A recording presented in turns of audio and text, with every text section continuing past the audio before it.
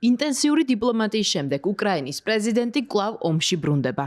მისი არყოფნისას ბოლო ერთ კვირაში ქვეყანა 2000-ზე მეტჯერ გახდა საჰაერო დარტყმის ობიექტი რუსეთისგან. ვოლოდიმირ ზელენსკისთვის ეს არ გავს იმ ქვეყნის ნაბიჯებს, რომელსაც მოლაპარაკება სურს, თუმცა გასულ პარასკევს ამაში საკუთარი სტრატეგიული პარტნიორის დარწმუნება გაუჭირდა. სამაგიეროდ მისი კარგად ესმის ევროპელ მოკავშირეებს, რომლებსაც სამშობლოში დაბრუნებამდე ლონდონში შეხვდა. Ამ დღეების შედეგი არის ის, რომ გვაქვს ევროპის მკაფიო მხარდაჭერა, უფრო დიდი ერთობა, უფრო ძლიერი მზაობა თანამშრომლობისთვის.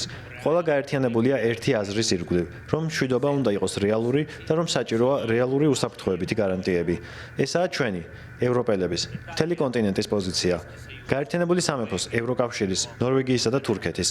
ჩვენ გვესმის ამერიკის მნიშვნელობა და მადლიერები ვართ იმ მხარდაჭერისთვის, რომელიც ამერიკის შეერთებული შტატებიდან მივიღეთ. არ ყოფილა ერთი დღეც კი, როდესაც მადლიერება არ გვეგრძნო. ჩვენ გვჭირდება მშვიდობა და არა დაუსრულებელი ომი. ამიტომაც ვამბობთ, რომ უსაფრთხოების გარანტიები არის საკვანძოდ მნიშვნელოვანი. უახლოეს მომავალში ყველა ევროპელი გავაზიარებთ ჩვენს საერთო პოზიციას, იმას, რასაც უნდა მივაღწიოთ და იმას, რაზეც კომპრომისს ვერ დავუშვებთ. ეს პოზიცია გადაიცემა ჩვენს პარტნიორებს ამერიკის შეერთებულ შტატებში. მხარი და ხანგრძლივი მშვიდობა და ომის დასასრულებლად სწორი შეთანხმება არის ჩვენი საერთო პრიორიტეტი. სამუშაოს დაუბრუნდა ამერიკის შეერთებული შტატების პრეზიდენტიც. გასულ პარასკევს თეთრ სახლში გამართული უპრეცედენტო შეხვედრის მიუხედავად ცნობილია, რომ კიევთან კომუნიკაცია გრძელდება, თუმცა არა საპრეზიდენტო დონეზე. დონალდ ტრამპმა უკრაინის პრეზიდენტისგან მიიღო ის გზავნილიც, რომ მინერალებთან დაკავშირებულ შეთანხმებაზე ხელმოწერისთვის მზადყოფნა არსებობს, ისევე როგორც შტატებში დაბრუნებაზე. თუმცა თუ ამჯერად საუბარი კონსტრუქციული და რეალური პრობლემების გადაჭრაზე იქნება ფოკუსირებული. ამერიკის შეერთებული შტატების ამჟამინდელი პოლიტიკური ელიტა ზელენსკიზე განაწყენებულია და უკრაინის მხარდაჭერის შეჩერებას განიხილავს.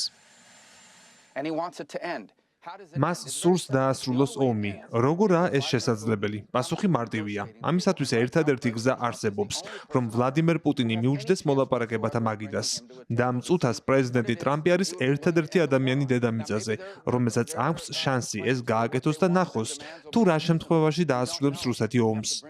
შესაძლოა მათი მოთხოვნები არ იყოს საფუძვლიანი. ეს ჩვენ არ ვიცით, თუმცა მაგიდასთან ისინი უნდა მოვიყვანოთ.